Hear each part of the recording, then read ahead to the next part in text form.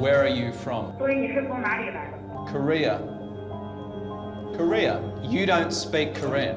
You don't speak Korean. 해외여행 가셨을 때 Are you Chinese? 라는 소리를 들으면 솔직히 기분 썩 좋지 않으시죠? 불과 10년 전만 해도 서양인들에게 아시아인은 무조건 중국인이었습니다. 하지만 지금 전 세계 공항의 상황은 180도 완전히 뒤집혔습니다. Are you Korean?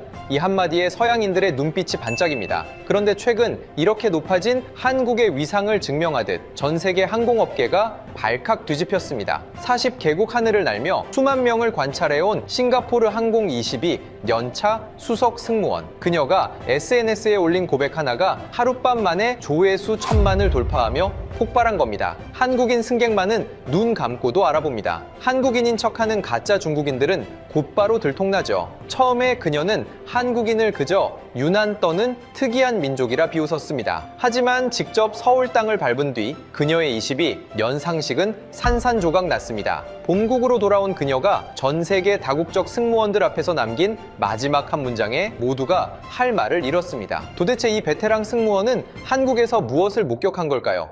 승무원이라는 직업은 겉으로는 미소와 서비스의 직업이지만 실제로는 관찰의 직업이에요. 비행기 문이 닫히는 순간부터 우리는 승객 한 명 한 명을 읽어야 합니다. 표정, 손짓, 시선. 그걸로 이 사람이 무엇을 원하는지, 어떤 상태인지 판단하는 거죠. 저는 아멜리아 탄입니다. 싱가포르 항공 수석 승무원이죠. 40개국 노선을 날았고 제 손을 거쳐 간 승객만 수십만 명입니다. 그 중에서 동양인 승객은 좀 까다로운 편입니다. 한국, 중국, 일본. 서양 승무원들은 이 세 나라를 거의 구별 못해요. 얼굴만 보면 솔직히 쉽지 않거든요. 그런데 저는 99% 맞춥니다. 얼굴이 아니에요. 행동을 보면 됩니다. 한국인 승객은 비행기에 타는 순간부터 다릅니다. 기내식 서비스가 시작되기도 전에 미리 테이블을 펴고 앉아 있어요. 마치 준비된 사람처럼. 다른 나라 승객들은 승무원이 다가가야 그제서야 테이블을 만지작거리거든요. 한국인들은 이미 펴놓고 경건하게 기다리고 있습니다. 그 모습을 보는 순간 저는 속으로 이렇게 말해요. 한국 사람이다. 음료를 물어볼 때도 마찬가지입니다. 대부분의 승객은 메뉴를 들여다보면서 고민해요. 뭐가 있죠? 오렌지 주스 있나요? 물도 되나요? 그런데 한국인 승객은 제가 입을 열기도 전에 대답이 나옵니다. 커피요. 아니면 물이요. 칼같이 정확하고 빠르죠. 마치 비행기 타기 전에 이미 뭘 마실지 정하고 온 것 같아요. 그리고 식사가 끝난 뒤가 진짜입니다. 다른 나라 승객들은 다 먹은 트레이를 좌석 테이블 위에 아무렇게나 올려놓고 가만히 있어요. 승무원이 와서 치워주길 기다리는 거죠. 그게 보통입니다. 그런데 한국인들은요. 다 쓴 냅킨으로 트레이를 닫고 컵을 한쪽으로 모으고 수저를 가지런히 정리한 다음에 그걸 겹쳐서 건네줍니다. 마치 다음 사람을 위해 준비해 놓는 것처럼요. 22년 동안 이런 승객을 저는 한국인 말고는 본 적이 없습니다. 한 번도요. 솔직히 말할게요. 승무원 사이에서 한국인 승객은 가장 감사한 승객입니다. 서비스를 제공하는 입장에서 받는 사람이 정리까지 해주면 그건 단순한 매너가 아니에요. 상대를 배려하는 문화가 몸에 밴 거죠. 그런데 처음엔 저도 이걸 그냥 특이한 습관이라고만 생각했어요. 한국인은 좀 부지런하고 깔끔한 민족이구나. 그 정도였죠. 대단하다기보다는 독특하다에 가까웠어요. 그때까지만 해도 저는 한국인을 관찰 대상으로만 봤습니다. 이해하려 하지 않았어요. 동료 승무원들과 쉬는 시간에 이런 이야기를 종종 했습니다.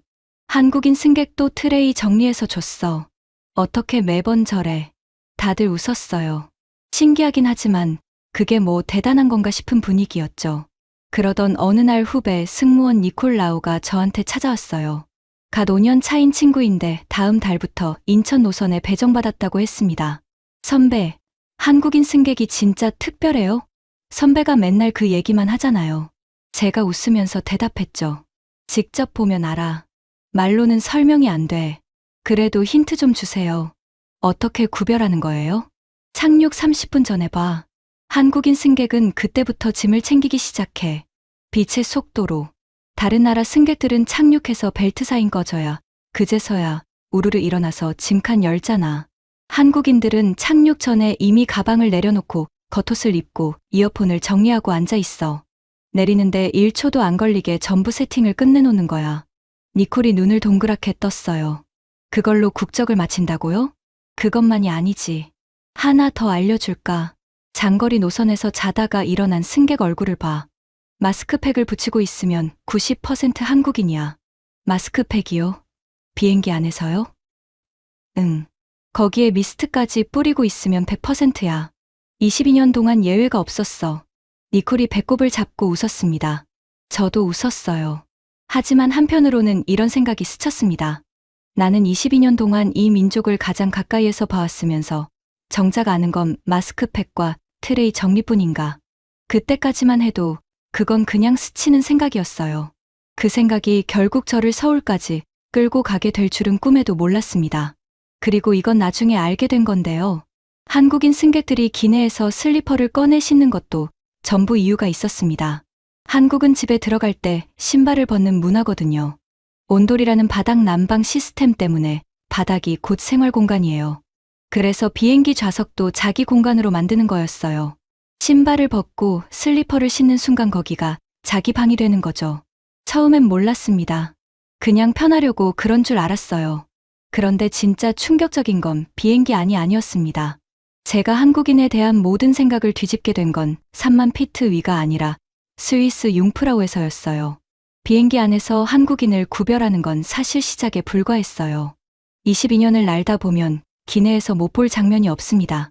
좌석에서 코를 골며 침을 흘리는 비즈니스맨, 이코노미석에서 맨발로 돌아다니는 관광객, 와인을 7잔째 마시며 옆 승객에게 인생 상담을 하는 아저씨까지.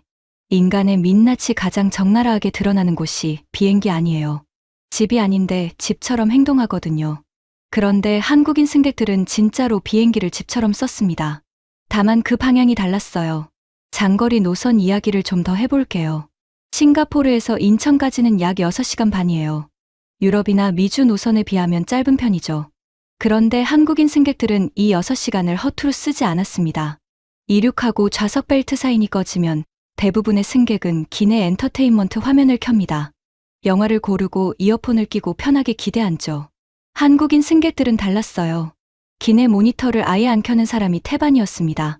대신 개인 태블릿이나 스마트폰을 꺼내들어요. 거기에 이미 넷플릭스나 유튜브 영상을 오프라인으로 저장해 놓은 거예요. 자기가 보고 싶은 콘텐츠를 미리 골라서 다운로드까지 마치고 비행기에 탄 겁니다. 처음에 이걸 봤을 때 솔직히 좀 의아했어요. 기내 엔터테인먼트에 영화가 수백 편 들어있는데 굳이 미리 준비를 해오다니 좀 과한 거 아닌가 싶었죠. 하지만 나중에 생각해보니까 그게 효율이었어요. 남이 골라준 메뉴에서 고르는 게 아니라 내가 원하는 걸 내가 준비해 오는 거예요. 6시간이라는 시간도 자기 계획대로 쓰겠다는 거죠. 그리고 기내식이 끝나면 벌어지는 장면이 있습니다. 이건 저만 목격한 게 아니에요. 전 세계 승무원들 사이에서 유명한 이야기입니다. 기내식 트레이를 수거하고 나면 화장실 앞에 줄이 생깁니다. 그건 어느 노선이든 마찬가지예요. 그런데 한국 노선에서는 그 줄에 서 있는 승객 절반 이상이 손에 뭔가를 들고 있어요. 칫솔이요. 칫솔과 치약을 들고 화장실 줄을 서는 겁니다. 처음 본 후배 승무원들은 어김없이 물어봐요. 저 사람들 왜 칫솔을 들고 있어요? 제가 대답하죠. 한국인이니까. 밥 먹고 양치하는 게 저 사람들한테는 숨 쉬는 것만큼 자연스러운 거야. 실제로 한국인 승객 중에는 아예 기내용 양치 세트를 따로 가지고 다니는 분들이 많았어요. 지퍼백에 칫솔, 치약, 가글에까지 넣어서요. 유럽 승객이나 미국 승객 중에 비행기 안에서 양치하는 사람을 저는 22년 동안 거의 못 봤습니다. 한국인은 매 비행마다 봤고요. 동료들은 이걸 보고 웃었어요. 한국인들은 비행기를 욕실로 쓰는 거야? 농담이었지만 저는 좀 다르게 느꼈습니다. 이 사람들은 어디에 있든 자기 루틴을 지키는구나. 환경이 바뀌어도 기준이 안 바뀌는 거예요. 비행기든 호텔이든 산꼭대기든 자기가 해야 할 걸 하는 사람들이었어요. 물론 그때 저는 이걸 대단하다고 생각하진 않았습니다. 솔직히 말하면 좀 과하다고 느꼈어요. 효율적이긴 한데 약간 강박적이랄까. 왜 저렇게까지 해야 하지 싶었던 거죠. 그러던 어느 날 캡틴 라지브 메논이 저한테 한마디를 했습니다. 라지브는 58세의 베테랑 기장이에요. 저보다 경력이 길고 한국 노선을 저보다 더 오래 날았던 사람이죠. 인천공항에 착륙한 뒤 크루 라운지에서 커피를 마시다가 제가 또 한국인 승객 이야기를 꺼냈어요. 오늘도 마스크팩에 칫솔에 난리였어요. 한국인들은 정말 독특해요. 나지브가 커피잔을 내려놓으며 조용히 말했습니다. 아멜리아, 넌 한국인을 관찰만 하지. 이해하려고 하진 않는구나. 순간 뜨끔했어요. 하지만 인정하기 싫었습니다. 이해할 게 뭐가 있어요. 그냥 부지런한 민족이잖아요. 나지브가 저를 바라보며 천천히 말했어요. 내가 한국 노선을 처음 날았을 때 한국인 승객은 지금과 완전히 달랐어. 그때는 기내에서 소주를 너무 많이 마셔서 문제였거든.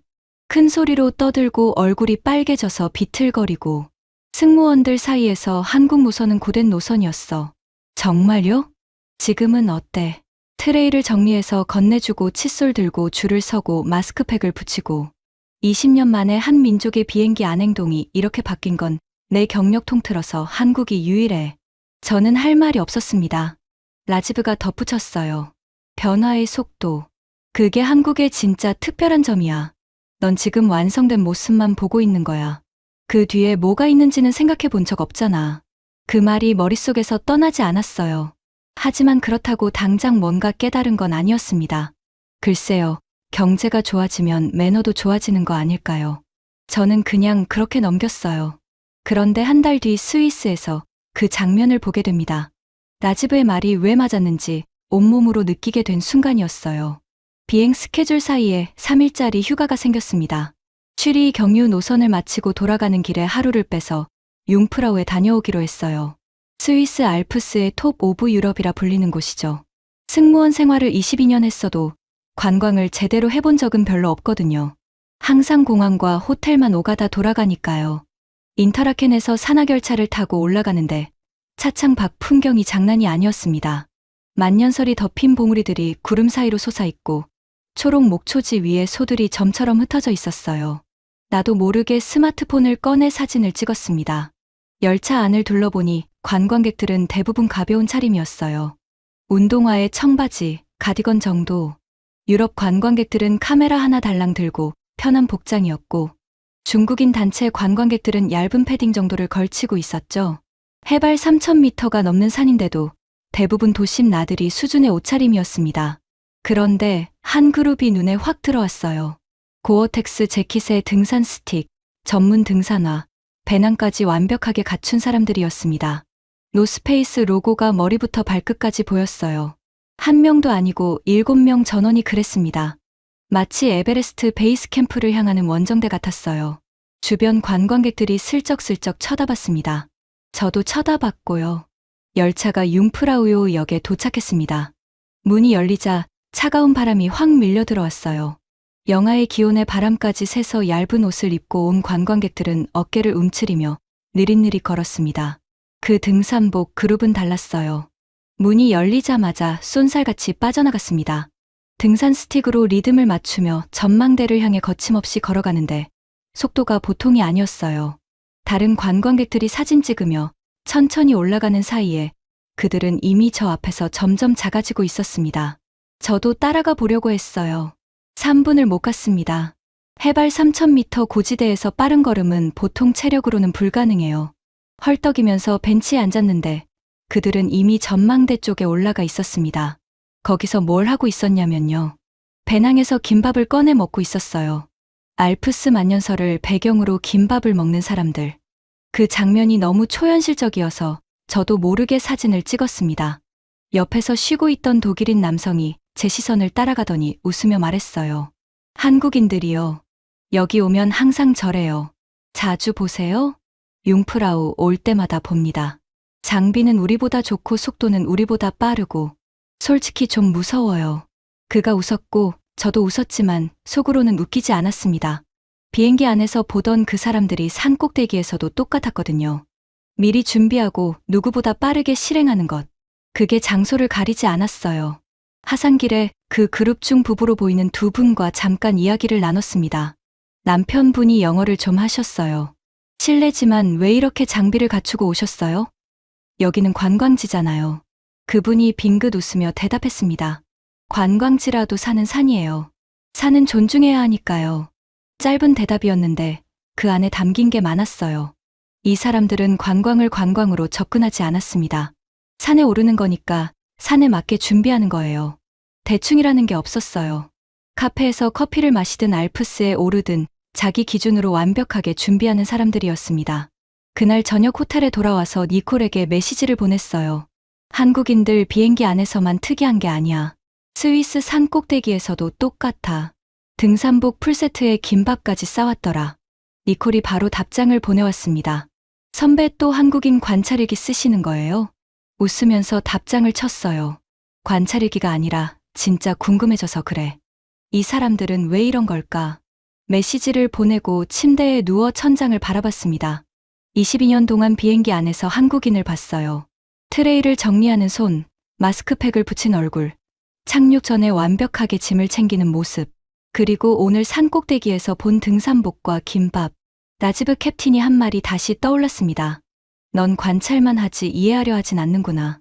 맞는 말이었어요. 저는 22년 동안 관찰만 했습니다. 이제는 이해하고 싶어졌어요. 그래서 결심했습니다. 다음 인천 노선 비행 스케줄에 맞춰서 개인 휴가를 붙이기로요.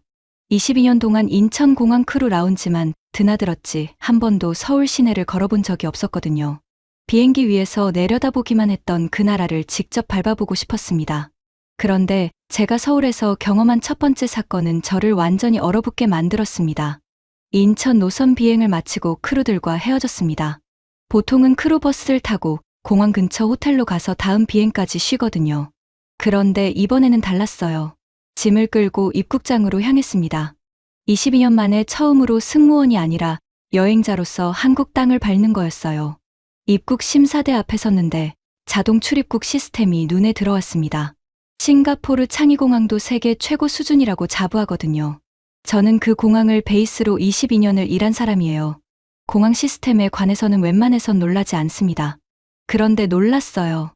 여권을 대고 얼굴 인식을 하고 게이트를 통과하는데 걸린 시간이 8초였습니다. 8초요. 줄도 없었고 직원한테 질문을 받지도 않았어요. 창의공항에서도 이 정도 속도는 쉽지 않거든요. 물론 창의공항도 빠릅니다. 하지만 인천공항은 그냥 빠른 게 아니라 군더더기가 없었어요. 동선 자체가 사람을 멈추게 하지 않도록 설계돼 있었습니다. 입국장을 빠져나와 공항철도를 탔습니다. 비행기에서 내려다본 한국은 늘 회색빛 도시와 아파트 숲이었거든요. 3만 피트 위에서 보는 풍경은 다 비슷비슷해요. 그래서 큰 기대는 없었습니다. 열차가 출발하고 창밖 풍경이 스쳐 지나갔어요. 깔끔한 도로, 질서정연한 차량들, 그리고 하늘이 맑았습니다. 아시아 대도시 하면 을에 떠오르는 뿌연 스모그가 아니었어요. 물론 계절 탓일 수도 있겠죠. 하지만 방콕이나 자카르타 노선을 날다가 이 하늘을 보면 확실히 달랐습니다. 서울역에 도착해서 지하철로 환승했어요. 호텔이 강남 쪽이었거든요. 지하철 플랫폼에 내려섰는데 첫인상은 깨끗하다였어요. 바닥에 쓰레기 하나 없고 안내 표지판은 한국어, 영어, 중국어, 일본어 4개 국어로 되어 있었습니다. 그런데 진짜 충격은 화장실에서 왔어요. 환승 통로에 있는 지하철 화장실에 들어갔는데 저는 진심으로 멈춰섰습니다. 이게 지하철 화장실이라고요. 유럽 이야기를 먼저 해야 할 것 같아요. 저는 런던, 파리, 프랑크푸르트 노선도 수년간 날았습니다. 유럽 대도시의 공중 화장실은 일단 찾기가 어려워요. 있어도 유료입니다. 1유로에서 2유로를 내야 해요. 그리고 들어가 보면 솔직히 쾌적하다고 말하기 어려운 곳이 대부분이에요. 파리 지하철 화장실은 아예 안 들어가는 게 상식이고 런던도 크게 다르지 않습니다. 한국 지하철 화장실은 무료였어요. 그것도 그냥 무료가 아니라 비데가 설치돼 있었고 자동 건조기가 있었고 바닥이 마른 상태로 관리되고 있었습니다. 세면대 옆에 손 소독제까지 비치돼 있었어요. 호텔급이라는 표현이 과장이 아니었습니다. 화장실에서 나오면서 혼자 중얼거렸어요. 유럽이 돈 받고 제공하는 것보다 한국이 무료로 제공하는 게 낫다고. 지하철을 타고 강남역에 내렸습니다. 에스컬레이터를 타고 지상으로 올라오는 순간 서울의 거리가 펼쳐졌어요. 높은 빌딩들, 세련된 간판들, 깔끔하게 정비된 도로, 그리고 거리를 걸어다니는 사람들을 보면서 비행기 안에서 봤던 그 사람들이 떠올랐습니다. 물광 피부요. 비행기 안에서 마스크팩을 붙이던 그 사람들이 여기서 일상을 살고 있었어요. 남녀 불문하고 피부가 빛났습니다. 옷차림도 시즌 유행을 정확하게 반영하고 있었어요. 같은 브랜드 같은 스타일이 거리 곳곳에 보였는데 그게 촌스러운 게 아니라 하나의 흐름처럼 느껴졌어요. 호텔에 체크인하고 짐을 풀었습니다. 창문으로 서울 시내가 내려다 보였어요. 22년 동안 이 도시의 하늘 위만 날아다녔는데 이제야 땅 위에 서 있다는 게 묘한 기분이었습니다. 캡틴 라지브에게 메시지를 보냈어요. 서울에 왔어요. 당신 말이 맞았어요. 관찰만으로는 부족했어요. 라지브의 답장이 금방 왔습니다. 드디어 갔구나. 3일이면 충분할 거야. 내 눈이 완전히 뒤집히는데 그때는 라지브가 과장한다고 생각했어요. 공항이 깨끗하고 지하철 화장실이 좋은 건 인상적이었지만 그 정도로 22년의 시각이 바뀌진 않으니까요. 하지만 다음 날 아침 강남의 한 카페에서 저는 제 인생에서 가장 충격적인 장면을 목격하게 됩니다.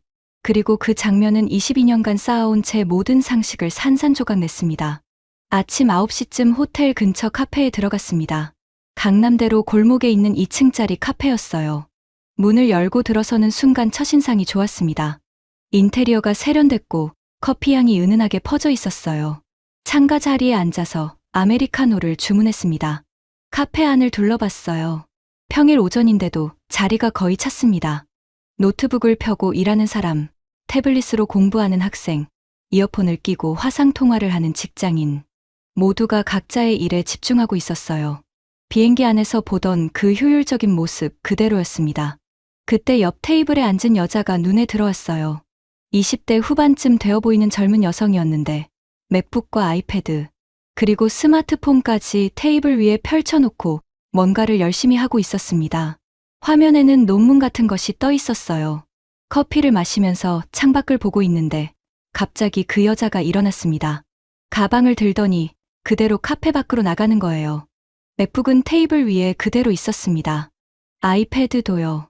스마트폰도요. 저는 순간 심장이 멎는 줄 알았어요. 저 물건들을 다 합치면 최소 500만 원입니다. 싱가포르 달러로 따져도 5천 달러가 넘어요. 그걸 아무런 조치 없이 테이블 위에 놓고 나간 겁니다. 잠금 장치도 없고 누군가에게 봐달라고 부탁한 것도 아니었어요. 그냥 나갔습니다. 급히 주변을 둘러봤어요. 그런데 아무도 신경을 안 쓰고 있었습니다. 더 충격적인 건 다른 테이블에도 비슷한 상황이 있었다는 거예요. 창가 쪽 테이블에 노트북이 놓여 있는데 주인이 없었어요. 그 옆 테이블에도 태블릿이 덩그러니 놓여 있었고요. 사람이 없는 자리에 전자기기가 널려 있었는데 아무도 거들떠보지 않았습니다. 저는 거의 반사적으로 카운터로 달려갔어요. 저기 저 테이블 손님이 물건을 전부 놓고 나갔어요. 직원이 저를 보더니 미소를 지으며 대답했습니다.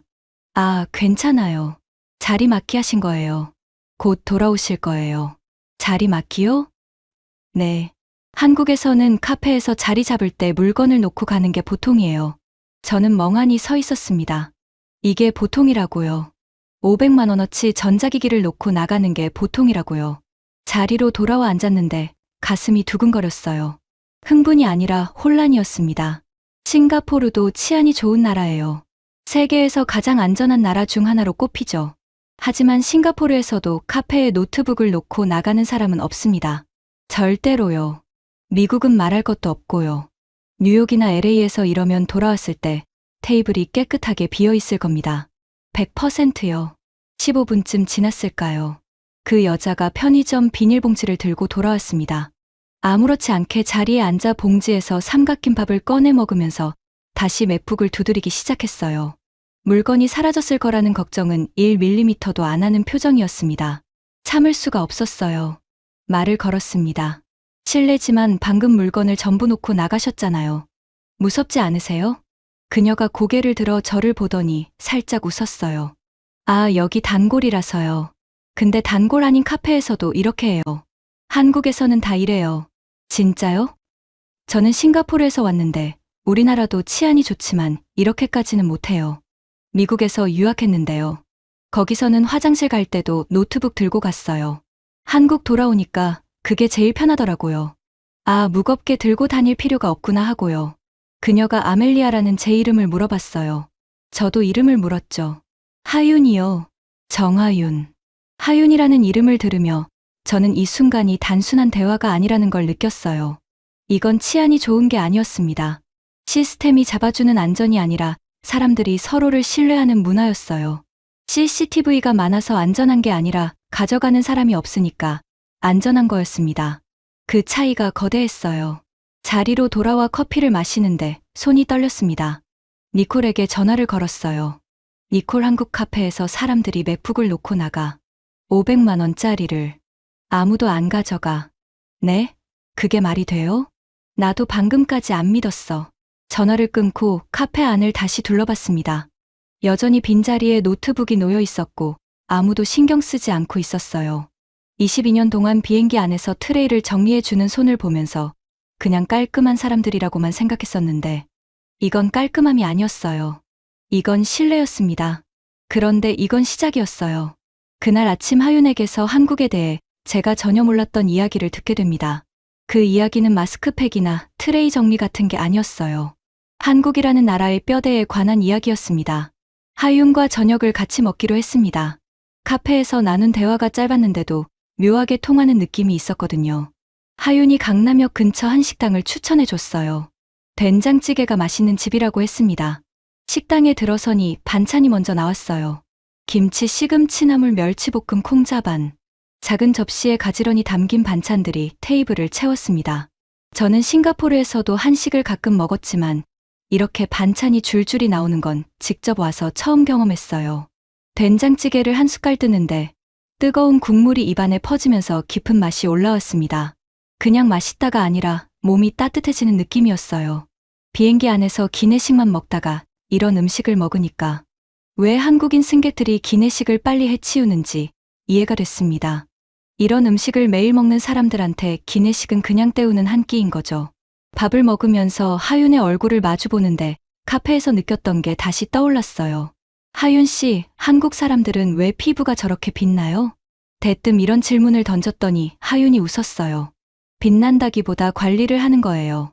한국에서는 스킨케어가 그냥 화장이 아니라 자기 관리의 일부거든요. 세안부터 시작해서 토너, 에센스, 세럼, 수분크림까지 기본이 10단계예요. 10단계요? 네. 근데 이게 여자만 하는 게 아니에요. 요즘 한국 남자들도 기본 스킨케어는 다 해요. 비행기에서 마스크팩을 붙이던 그 장면이 겹쳐 보였습니다. 기내에서 팩을 하고 미스트를 뿌리는 게 유난이 아니라 그냥 일상 루틴의 연장이었던 거예요. 비행기 안이 건조하니까 평소에 하던 관리를 거기서도 하는 거였죠. 그럼 외국인들이 한국인 구별할 때 피부를 보는 것도 근거가 있는 거네요. 맞아요. 일본 여성은 볼터치가 도드라지는 메이크업을 하고 중국 여성은 강렬한 레드립의 윤곽을 강조하거든요. 한국 여성의 포인트는 피부 자체예요.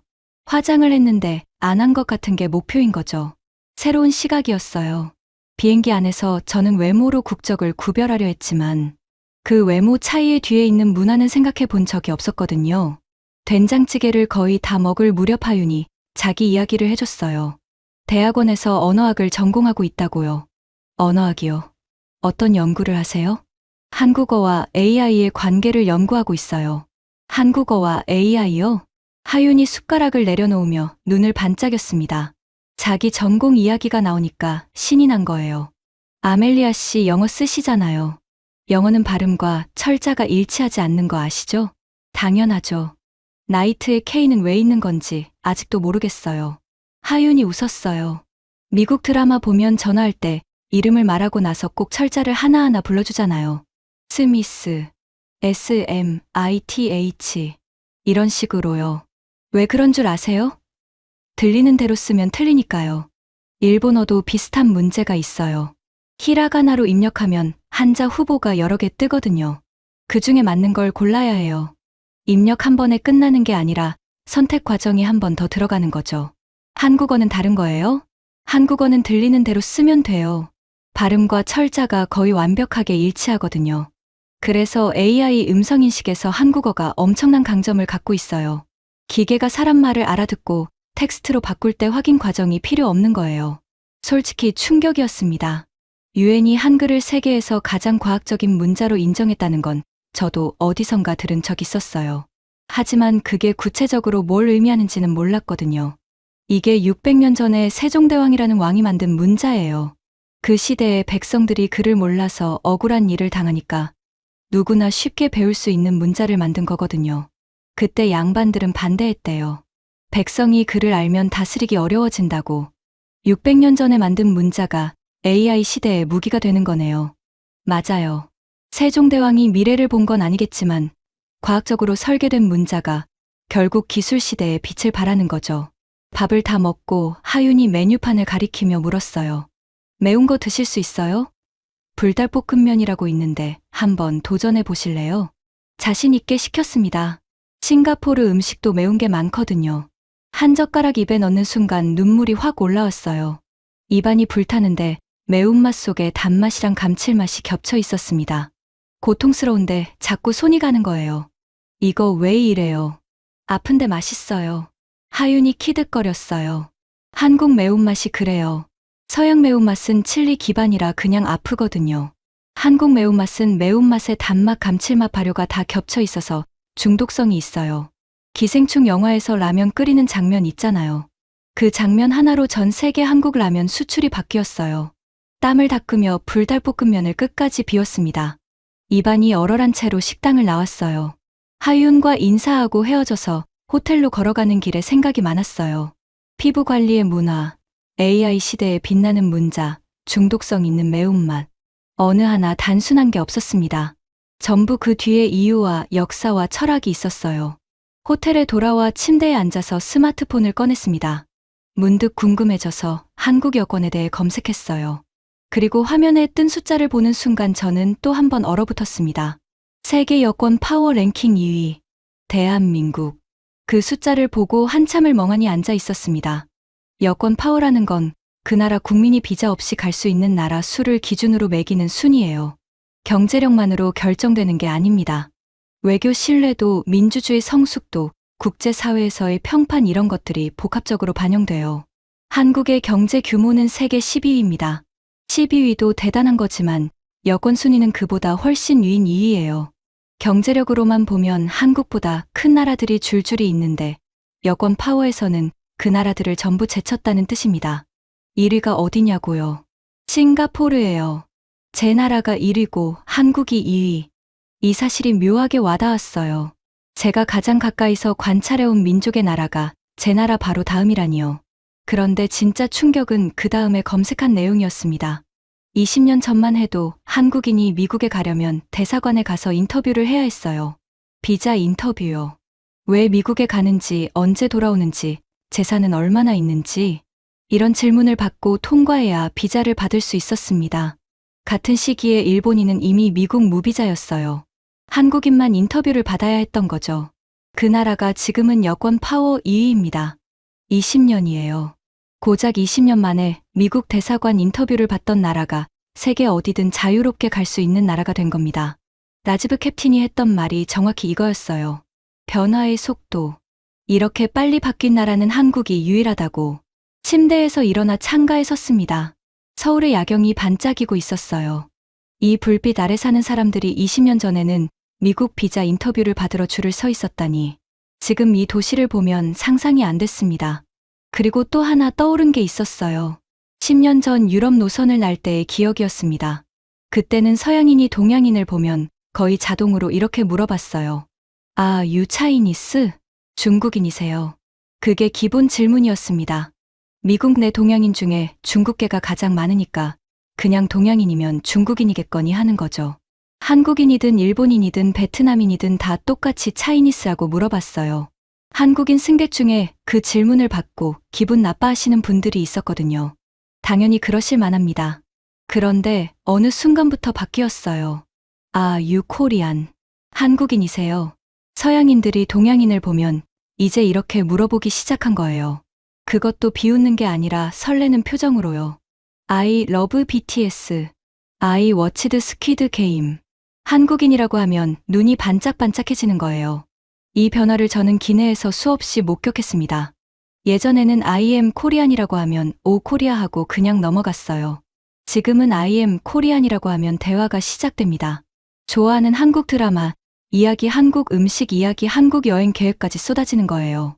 하윤이 말해줬던 것들이 하나하나 연결되기 시작했어요.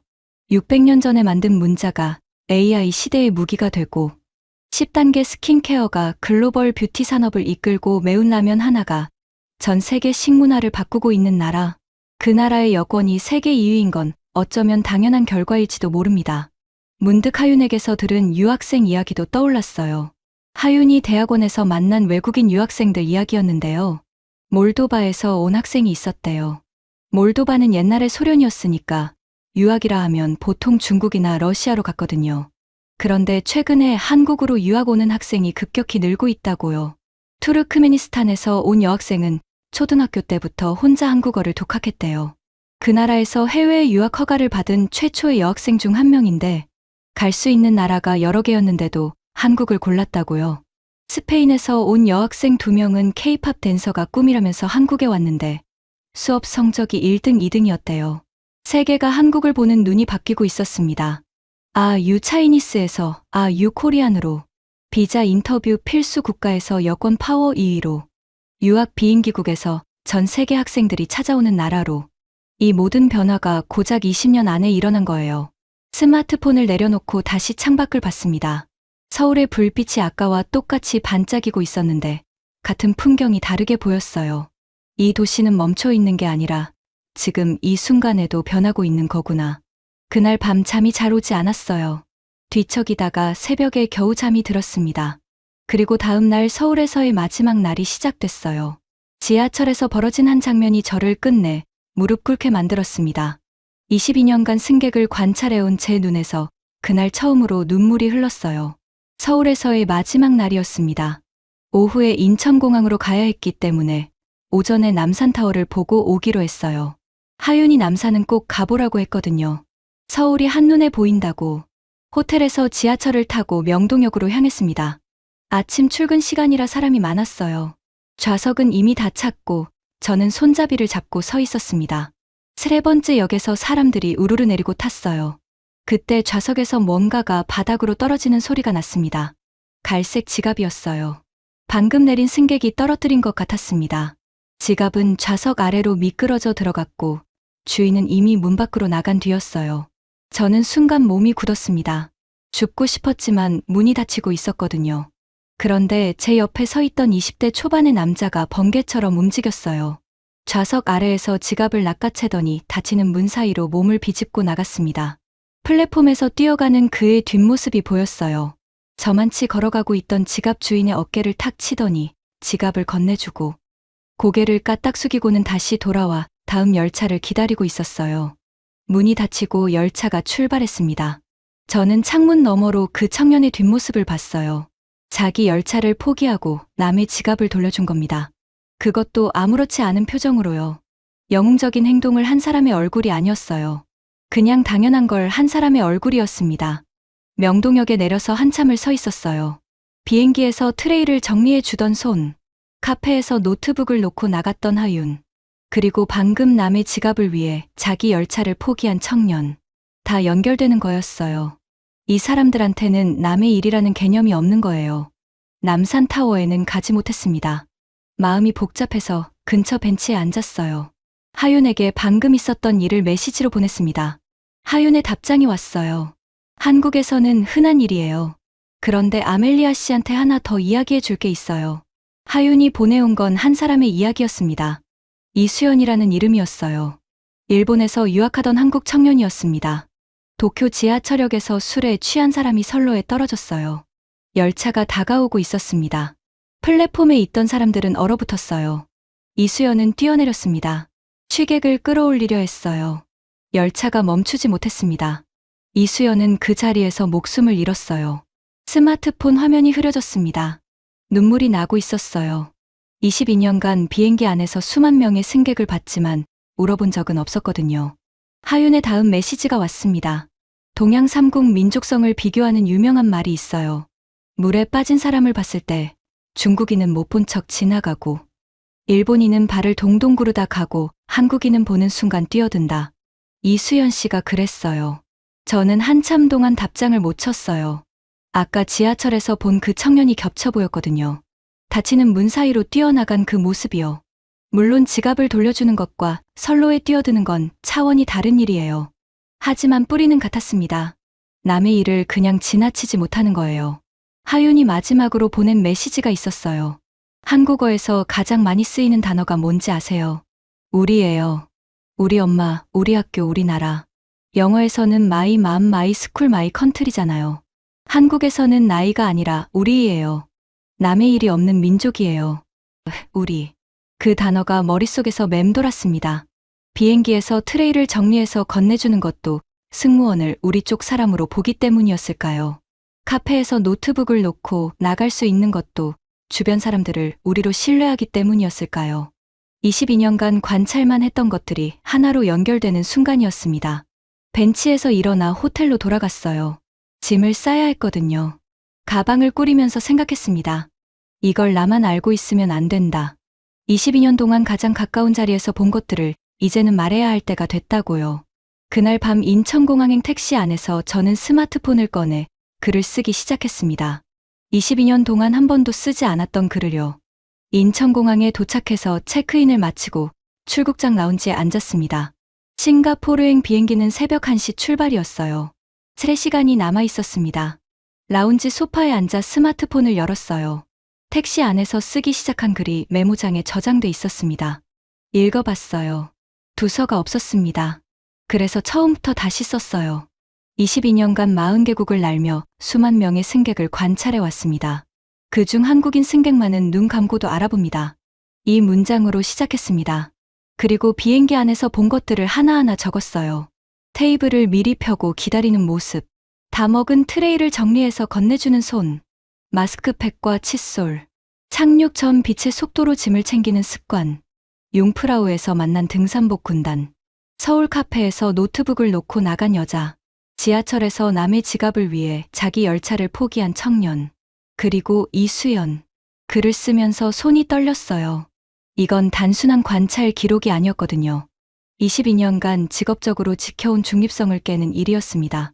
승무원은 특정 국적의 승객에 대해 공개적으로 의견을 말하면 안 돼요. 모든 승객에게 동등한 서비스를 제공하는 게 원칙이니까요. 이 글을 올리면 회사에서 문제가 될 수 있었습니다. 하지만 쓰지 않을 수가 없었어요. 마지막 문장을 쓸 때 하윤의 얼굴이 떠올랐습니다. 카페에서 노트북을 놓고 일어서던 그 담담한 뒷모습, 된장찌개를 먹으며 한글에 대해 눈을 반짝이던 표정, 우리라는 단어가 한국어에서 가장 많이 쓰인다고 말하던 목소리. 마지막 문장을 이렇게 적었습니다. 한국인을 알아보는 법을 익혔다고 생각했는데 사실 나는 세상에서 가장 빠르게 진화한 민족을 22년째 가장 가까운 자리에서 목격하고 있었다. 새벽 12시 40분. 비행기 탑승 20분 전이었어요. 인스타그램과 링크드인에 동시에 올렸습니다. 게시 버튼을 누르는 순간 심장이 쿵 내려앉았어요. 그리고 스마트폰을 가방에 넣고 비행기에 올랐습니다. 싱가포르까지 6시간 반. 착륙하고 스마트폰을 켰을 때 알림이 1247개였습니다. 댓글이 쏟아지고 있었어요. 전 세계 승무원들이 공유하고 있었습니다. 에미레이트 항공 루프트한자 캐세이 퍼시픽 퀀타스. 각국 항공사 크루들이 자기 경험을 덧붙이며 리포스트하고 있었어요. 나도 같은 경험이 있다. 한국인 승객이 트레이를 정리해줬을 때 감동받았다. 인천 노선 7년째인데 이 글이 내 마음을 대신 써줬다. 한국인 승객만큼 매너 좋은 승객은 본 적 없다. 해외 한인 커뮤니티로 퍼지고 한국 뉴스 사이트에도 기사가 올라오기 시작했습니다. 하룻밤 사이에 글이 폭발한 거예요. 그런데 오후에 전화가 왔습니다. 레나 쉬, 싱가포르 항공 객실 서비스 디렉터예요. 제 직속 상사죠. 아멜리아, 그 글 때문에 위에서 난리야. 특정 국가를 칭찬하면 다른 국가 승객이 불쾌할 수 있다는 거야. 글 내려. 예상했던 반응이었어요. 하지만 가슴이 답답했습니다. 레나, 그 글에 쓴 건 전부 제가 직접 본 사실이에요. 사실이든 아니든 회사 입장이 있잖아. 일단 내려. 전화를 끊고 한참을 앉아 있었습니다. 글을 내릴까? 22년 경력을 지킬까? 아니면 진실을 지킬까? 비행기 안에서 봤던 수만 명의 한국인 승객 얼굴이 스쳐 지나갔어요. 트레이를 정리하던 손, 칫솔을 들고 줄을 서던 모습, 착륙 전에 짐을 챙기던 속도, 그리고 이수연. 글을 내리지 않았습니다. 3일 뒤에 레나한테서 다시 연락이 왔어요. 이번에는 톤이 달랐습니다. 아멜리아 본사에서 연락이 왔어. 글로벌 크루 컨퍼런스에서 연사를 해달래. 컨퍼런스요? 분기별 사내 강연이야. 다국적 승객 서비스 경험을 공유해달라는 거야. 표면적인 이유는 그럴듯했어요. 하지만 속뜻은 읽을 수 있었습니다. 글을 억지로 내리면 오히려 역효과가 나니까 차라리 회사 행사로 흡수해서 관리하겠다는 거였죠. 레나가 덧붙였어요. 강연에서는 특정 국가 칭찬 없이 일반적인 서비스 경험만 이야기해. 알겠지? 알겠습니다. 전화를 끊었어요. 알겠다고 말했지만 마음속에서는 이미 다른 결심이 서 있었습니다. 강연 당일이 왔습니다. 싱가포르 항공본사 강당에 전 세계 크루 200명이 앉아 있었고 온라인으로 500명이 접속해 있었어요. 무대 위에 섰을 때 다리가 떨렸습니다. 22년 동안 비행기 안에서는 어떤 상황에서도 평정심을 유지했는데 이 무대가 더 무서웠어요. 처음 10분은 레나가 원하는 대로 했습니다. 일반적인 다국적 승객 서비스 요령, 문화별 식사 금기, 종교에 따른 서비스 차이, 무난한 내용이었어요. 그리고 11분째 입을 열었습니다. 제가 22년간 관찰한 가장 특별한 승객들에 대해 이야기하겠습니다. 레나의 표정이 굳는 게 보였어요. 하지만 멈추지 않았습니다. 비행기 안 이야기부터 시작했어요. 테이블을 미리 펴고 기다리는 모습, 트레이를 정리해서 건네주는 손, 마스크팩과 칫솔, 융프라우 등산복 군단. 강당에서 웃음이 터져 나왔어요. 다들 고개를 끄덕이고 있었습니다. 같은 경험이 있으니까요. 그 다음에 서울 이야기를 꺼냈어요. 카페에서 500만 원짜리 노트북을 놓고 나간 여자. 지하철에서 남의 지갑을 위해 자기 열차를 포기한 청년. 강당이 조용해졌습니다. 그리고 이수연 이야기를 했어요. 이 민족은 단순히 부지런한 게 아닙니다. 20년 만에 완전히 다른 나라가 된 사람들이에요. 여권 파워 세계 2위. 발음과 철자가 일치하는 언어로 AI 시대를 준비하고 있고 남의 일을 내 일처럼 뛰어드는 사람들입니다. 이 민족의 언어에서 가장 많이 쓰이는 단어는 우리예요. 나의 엄마가 아니라 우리 엄마. 나의 나라가 아니라 우리나라. 레나가 손짓으로 무대에서 내려오라는 신호를 보냈어요. 무시했습니다. 마지막 문장을 말할 때 목소리가 떨렸어요. 한국인을 알아보는 법을 익혔다고 생각했는데 사실 나는 세상에서 가장 빠르게 진화한 민족을 22년째 가장 가까운 자리에서 목격하고 있었습니다. 2초간 정적이 흘렀어요. 그리고 박수가 터져 나왔습니다. 200명이 일어서서 박수를 쳤어요. 온라인 채팅창이 폭주했습니다. 맞아요. 한국인 승객은 정말 다릅니다. 나도 인천 노선에서 같은 걸 느꼈어요. 이 강연 영상을 공유해도 되나요? 무대에서 내려오는데 다리에 힘이 풀렸어요. 22년 동안 지켜왔던 중립성을 깬 순간이었습니다. 하지만 후회는 없었어요. 왜냐면 제가 한 말은 전부 사실이었으니까요.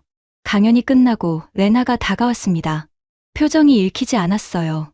저는 각오하고 있었습니다. 레나가 제 앞에 섰습니다. 팔짱을 끼고 저를 내려다보고 있었어요. 강당에서는 아직 박수 소리가 잦아들지 않고 있었고 온라인 채팅창은 계속 메시지가 올라오고 있었습니다. 아멜리아. 네. 내가 일반적인 서비스 경험만 이야기하라고 했지. 네. 그렇게 말씀하셨죠. 레나가 잠시 침묵했어요. 그리고 팔짱을 풀더니 한숨을 쉬었습니다. 솔직히 말할게. 나도 런던 노선 20년 날았어. 근데 이렇게 한 나라에 대해 깊이 생각해 본 적이 없어. 회사에서 어떤 결정이 날지 모르겠지만 나는 네가 한 말이 전부 사실이라는 걸 알아. 예상하지 못한 말이었어요. 저는 해고를 각오하고 있었거든요. 레나의 눈을 보니 진심이었습니다. 20년 경력의 디렉터도 같은 걸 느끼고 있었던 거예요. 다만 말하지 않았을 뿐이었죠. 고마워요, 레나. 고맙긴. 나한테 사고를 쳤으면서. 레나가 웃었어요. 저도 웃었습니다. 22년 만에 가장 무거운 웃음이었어요. 일주일이 지났습니다. 본사에서 공식 연락이 왔어요. 저는 매일 메일함을 열 때마다 손이 떨렸습니다. 징계 통보가 올 거라고 생각했거든요. 결과는 달랐어요. 싱가포르 항공본사는 제 강연을 다문화 승객 이해 프로그램의 모범 사례로 채택했습니다. 조건이 하나 있었어요. 한국뿐 아니라 다른 국가 승객에 대해서도 시리즈 강연을 해달라는 거였습니다. 회사 입장에서는 한 나라만 칭찬하면 형평성 문제가 생기니까 시리즈로 만들어서 균형을 맞추겠다는 거였죠. 받아들였습니다. 당연히요. 이건 제가 바라던 것 이상이었어요. 니콜에게 전화를 걸었습니다. 니콜 나 안 잘렸어. 오히려 시리즈 강연을 하게 됐어. 진짜요? 선배 대박이다. 그리고 너 인천 노선 첫 비행 어땠어? 니콜이 잠시 조용해졌어요. 그리고 천천히 말했습니다. 선배, 이제 알겠어요. 한국인 승객이 컵을 겹쳐서 건네줄 때 그게 그냥 습관이 아니라는 거. 뭔데? 상대를 자기 사람으로 생각하니까요. 우리 편이니까 편하게 해주려는 거잖아요. 니콜이 이해한 거였어요. 직접 보고 나니까요. 저처럼 22년이 걸리지 않았어요. 니콜은 한 번의 비행으로 알아챘습니다. 전화를 끊고 하윤에게 메시지를 보냈어요. 강연 결과를 알려줬습니다. 하윤의 답장이 왔어요. 아멜리아 언니 강연 영상 봤어요. 한국인으로서 자랑스러워요. 다음에 서울 오면 제가 진짜 매운 불닭볶음면 사줄게요. 웃음이 나왔어요.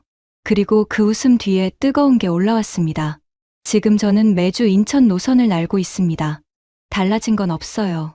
똑같은 비행기, 똑같은 유니폼, 똑같은 서비스. 하지만 제 눈이 달라졌습니다. 한국인 승객이 착륙 30분 전에 짐을 챙기는 걸 볼 때마다 이제 저는 또 시작이야라고 생각하지 않아요. 저 사람들은 항상 다음을 준비하는구나라고 생각합니다. 트레이를 정리해서 건네줄 때 깔끔한 사람이네라고 생각하지 않아요. 이 사람은 나를 우리 편으로 보고 있구나라고 느낍니다. 마스크팩을 붙이고 자는 얼굴을 볼 때 특이하다가 아니라 어디에 있든 자기 기준을 지키는 사람이구나로 바뀌었어요. 22년간 3만 피트 위에서 승객을 내려다봤습니다. 하지만 진짜로 본 건 서울 거리를 직접 걸은 그 일주일이었어요. 한국인의 마스크팩, 칫솔, 등산복, 노트북, 방치, 지갑, 반환, 이수연. 이것들은 따로따로가 아니었어요. 전부 하나로 연결된 이야기였습니다. 준비성과 신뢰와 공동체 정신과 속도. 그 네 가지가 맞물려 돌아가는 민족이었어요. 가끔 비행기 위에서 인천공항의 불빛이 보일 때가 있어요. 3만 피트 아래 한반도의 윤곽이 어둠 속에서 반짝일 때요. 그때 저는 혼자 미소를 짓습니다. 세상에서 가장 빠르게 진화한 민족이 사는 나라. 그 나라의 하늘을 나는 것이 제 직업이라는 게 22년 만에 처음으로 자랑스럽습니다. 여러분, 지금까지 싱가포르 항공 22년차 수석 승무원 아멜리아 탄의 이야기를 함께 들으셨습니다. 어떠셨습니까? 여권 파워 세계 2위. 20년 전에는 미국 비자 인터뷰가 필수였던 나라가 지금은 전 세계 어디든 자유롭게 갈 수 있는 나라가 됐습니다. 600년 전에 만든 문자가 AI 시대의 무기가 되고 있고, 카페에 500만 원짜리 노트북을 놓고 나가도 아무도 손대지 않는 나라. 선로에 떨어진 나물 위에 망설임 없이 뛰어드는 사람들이 사는 나라입니다. 아멜리아는 22년 동안 3만 피트 위에서 이 민족을 내려다봤습니다. 트레이를 정리하는 손, 마스크팩을 붙인 얼굴, 착륙 전에 짐을 챙기는 속도. 그걸 그냥 특이한 습관이라고만 생각했죠. 하지만 직접 서울 땅을 밟고 나서야 알았습니다. 그 모든 것이 하나로 연결돼 있었다는 걸요. 준비성, 신뢰, 속도, 그리고 우리라는 단어로 살아가는 공동체 정신까지. 그녀가 남긴 마지막 문장을 다시 한번 읽어드리겠습니다. 한국인을 알아보는 법을 익혔다고 생각했는데 사실 나는 세상에서 가장 빠르게 진화한 민족을 22년째 가장 가까운 자리에서 목격하고 있었다. 우리가 매일 당연하게 하는 것들이 있습니다. 밥 먹고 양치하는 것, 카페에서 자리 맡으려고 물건 놓고 나가는 것, 남이 떨어뜨린 지갑을 주워서 돌려주는 것. 우리한테는 별것 아닌 일상이에요. 하지만 세계인의 눈에는 그게 기적처럼 보입니다. 대한민국이라는 나라에서 태어나고 살아가는 것. 그것만으로도 충분히 자랑스러운 일입니다. 이 이야기가 더 많은 사람에게 닿아야 한다고 생각하신다면 지금 영상을 공유해 주십시오. 여러분의 공유 하나가 대한민국이 어떤 나라인지 세상에 알리는 일이 됩니다. 가슴이 뜨거워지셨다면 댓글에 우리 두 글자만 남겨주십시오. 구독과 좋아요는 영상 제작에 큰 힘이 됩니다. 긴 영상 끝까지 들어주셔서 감사합니다.